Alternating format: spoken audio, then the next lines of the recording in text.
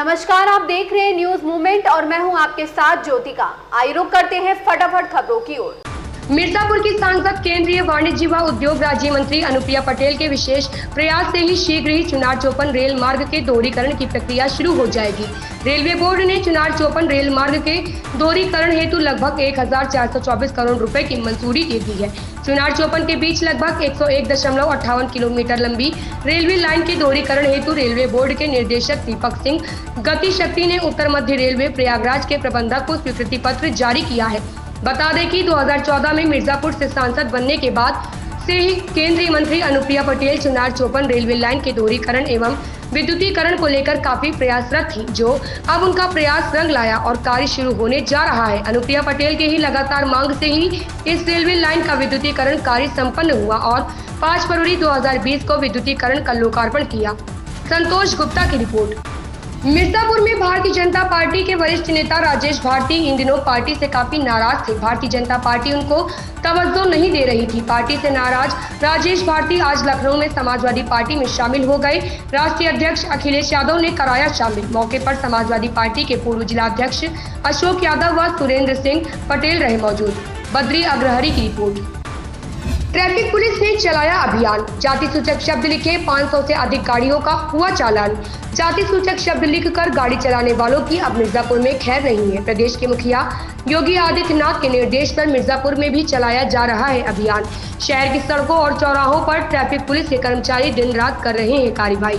प्रदेश के मुख्यमंत्री योगी आदित्यनाथ के फरमान पर मिर्जापुर की ट्रैफिक पुलिस भी अब हरकत में आ गई है। किसी भी वाहन पर जाति सूचक शब्द लगाकर चलने वालों की अब खैर नहीं है। ट्रैफिक पुलिस के कर्मचारी दिन रात जाति सूचक शब्द लगी गाड़ियों पर से उसे हटवाते हुए चालान कर रहे हैं। पुलिस अधीक्षक ने बताया कि जनपद में अब तक 500 से अधिक गाड़ियों का चालान किया गया है, जिन पर जाति सूचक शब्द लिखे गए थे। बताया गया कि जनपद में अलग अलग टीम बनाकर यह कार्यवाही की जा रही है और यह कार्यवाही निरंतर चलती रहेगी।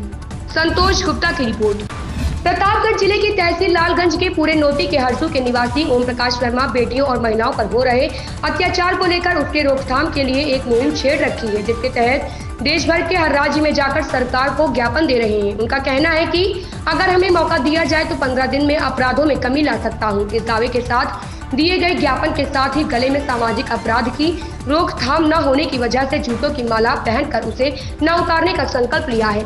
उनका कहना है कि यदि राज्य और केंद्र की सरकार चाहे तो हत्या और बलात्कार, लूट जैसे जघन्य अपराधों में कमी लाई जा सकती है। वह अगर हमारे द्वारा दिए गए सुझाव पर कार्य करे तो निश्चित ही इस पर बदलाव और कमी देखने को मिलेगी। मैंने जीवन पर्यंत इन अपराधों के खिलाफ लड़ाई लड़ने का संकल्प लिया है।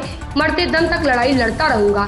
इस मुहिम में इनका साथ दे रही हैं इनकी धर्मपत्नी मीरा वर्मा, जो हर कदम पर अपने पति ओम प्रकाश वर्मा के साथ खड़ी रहती हैं।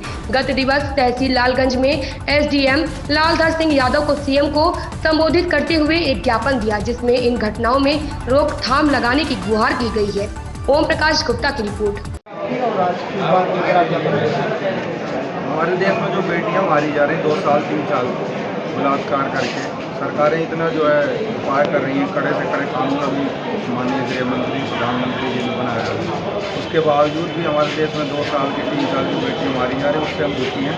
और आज हम माननीय एसडीएम साहब को ज्ञापन देने आए हैं और कि हमारी बात माननीय मुख्यमंत्री जी तक और प्रधानमंत्री जी तक पहुँचाई जाए।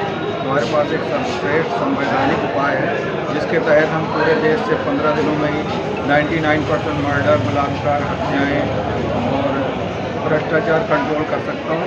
इसी उपाय मैं सोच रहा हूँ कि हमारी बात को ऊपर तक पहुँचे। आप जूतों की माला पहन के चल रहे हैं, तो इससे क्या संदेश देना चाहते हैं? इससे संदेश ये है, जब 2 साल की 3 साल की बेटियां मारी जा रही, हमने उनकी सेवा के लिए, उनकी सुरक्षा के लिए मैंने दुखी होकर, शर्मिंदा होकर मैंने माला धारण किया है कि आजीवन मैं प्रोटेस्ट करूंगा जब तक कि अपराध नहीं रोक सकते। तो कब से आप ये प्रोटेस्ट कर रहे हैं? सन 2018 से कर रहे हैं। लगभग 4 से 5 साल हो गए। लगभग 5 साल हो गए। अभी एसडीएम साहब से क्या आश्वासन?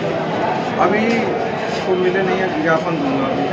क्या है आपके मिशन में जिससे बदलाव लाया जा सकता है, किस तरीके से? हमारा ये है, देश की पूरे देश का जो होम मिनिस्ट्री है, जिसकी कानून व्यवस्था की जिम्मेदारी पूरे देश की है, लेकिन अभी यूपी में रेप करके जब बेटी मारी जाती है तो यहाँ पे विपक्ष वाले, कांग्रेस वाले धरना देते हैं। राजस्थान में मारी जाती है तो ये अपना बीजेपी वाले जाके धरना देते हैं। जबकि बेटी जो मारी जाती है, अगर वो डायरेक्ट या इनडायरेक्ट टैक्स जो है सभी राजनीतिक पार्टियों को, सभी अधिकारियों को, सभी सरकारी जितना भी विभाग है सबको देती है, उसके बावजूद भी मारी जाती है। तो हम एक साथ क्यों आवाज़ नहीं उठाते? अगर एक बेटी यूपी में मारी गई तो कांग्रेस वाले क्या बीजेपी वाले सभी आके हाईलाइट करें ना बात को कि बेटी मारी गई।